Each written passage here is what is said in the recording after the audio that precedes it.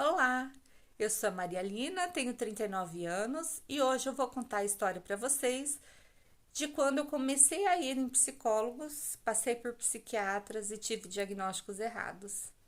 Fica ligadinho que hoje é a história sobre os psiquiatras.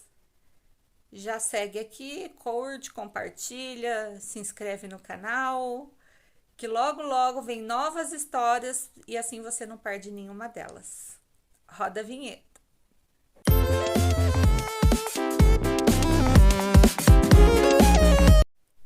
Capítulo de hoje: Os psiquiatras. Eu não me recordo ao certo quando comecei a dar problema para minha família, mas me lembro que, em um primeiro momento, foi indicado que eu fizesse acompanhamento com psicólogos. Eu sou de uma família onde nunca ninguém fez acompanhamento para saúde mental. Isso sempre foi considerado frescura.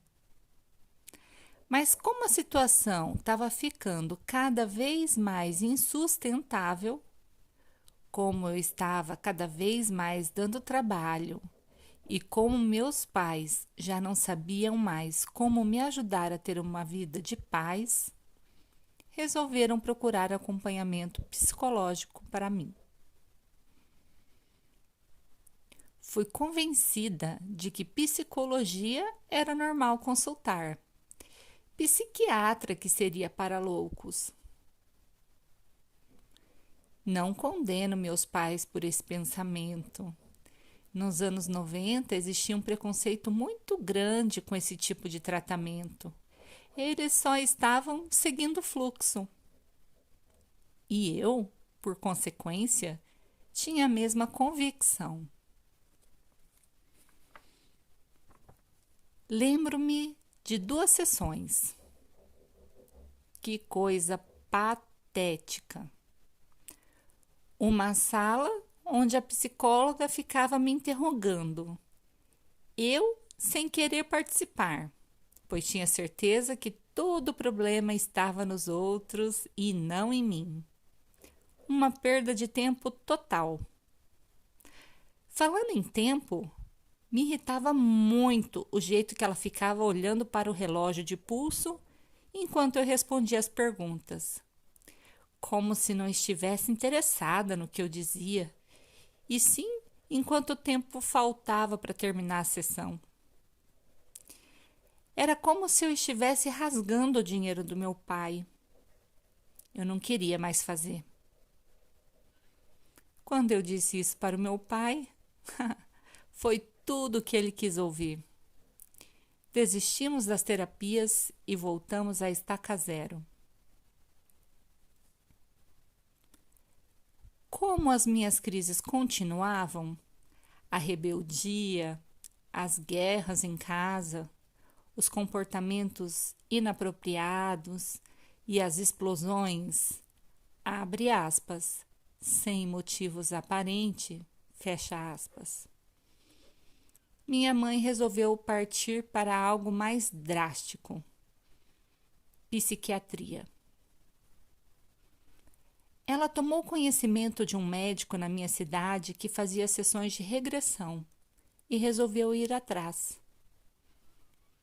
Fechamos um pacote e eu até animei com a ideia. Parecia mais legal do que ficar conversando com uma psicóloga olhando para o relógio. Sem contar que o fato de ser médico, na minha cabeça, passava mais credibilidade no trabalho. Eu deveria ter uns 18 anos nessa época. Era verão e eu sempre fui muito calorenta. Usava as roupas mais curtas e fresquinhas. Sempre me via como moleca. Aliás, me vejo assim até hoje. Começamos as sessões e o doutor colocava umas músicas. Eu precisava fechar os olhos e ficar relembrando sentimentos. Era bacana. Eu gostava das sessões. Se aquilo tudo daria resultados, eu não sei. Não deu tempo de saber. Nas sessões, éramos somente nós dois na sala.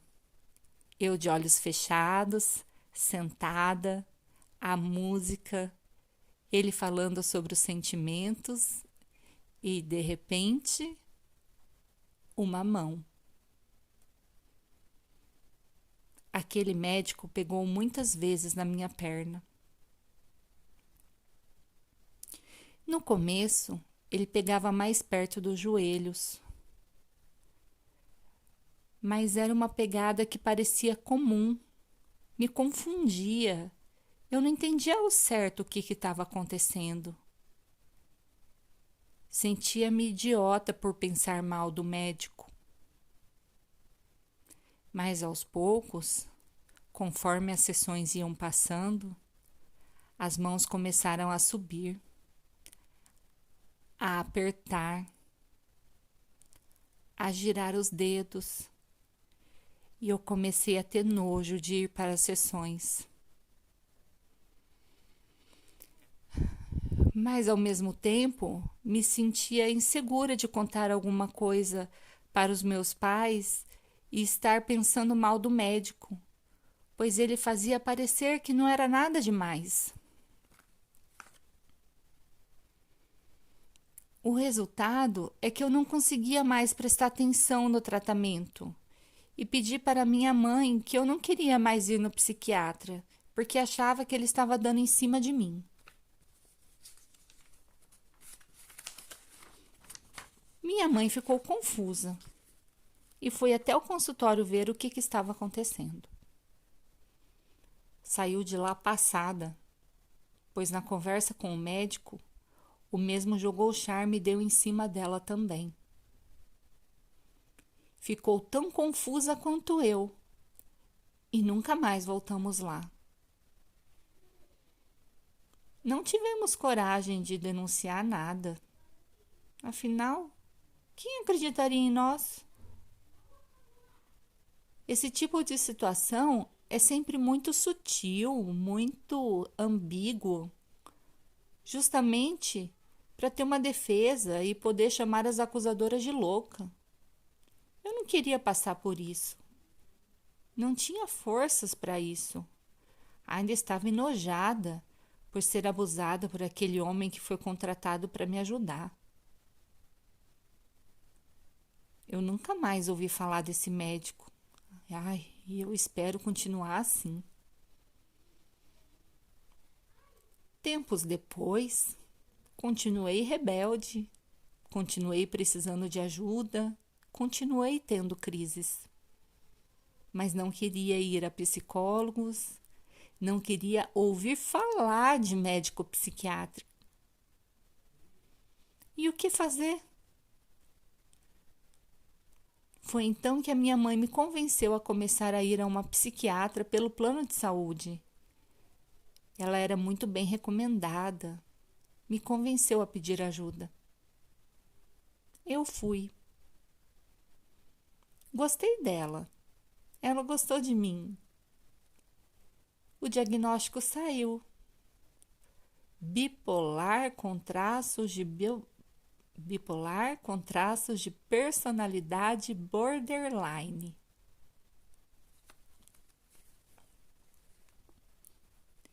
Eram consultas rápidas. Pelo plano de saúde, os médicos não costumam demorar muito. Não tenho do que reclamar sobre o comportamento dela ou da atenção que ela me dava. Passei anos com essa psiquiatra.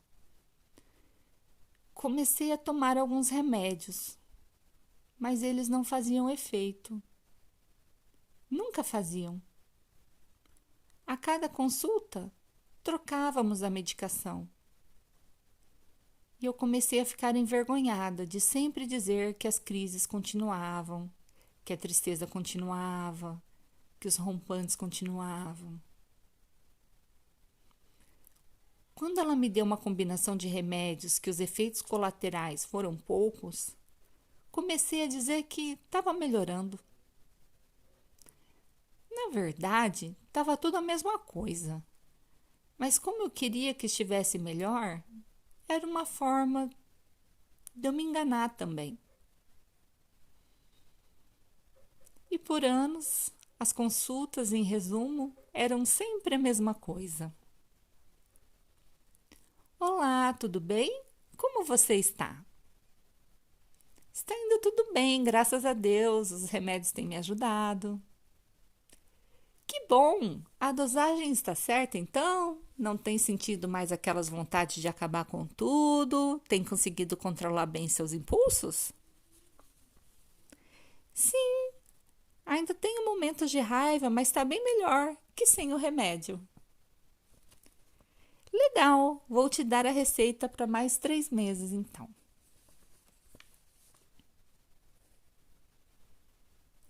Um dia, cansada de comprar os remédios, eu simplesmente parei de ir na psiquiatra e parei de tomar as medicações, por conta própria.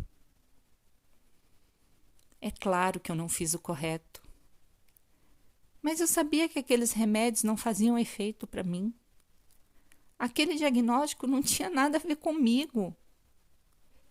Eu nem sei por que fiquei anos fazendo isso comigo. Um belo dia eu resolvi mudar. Doei todas as medicações, substituí por doces para aguentar a abstinência e, pasmem, eu fiquei muito melhor sem aquele monte de remédios que não eram feitos para mim.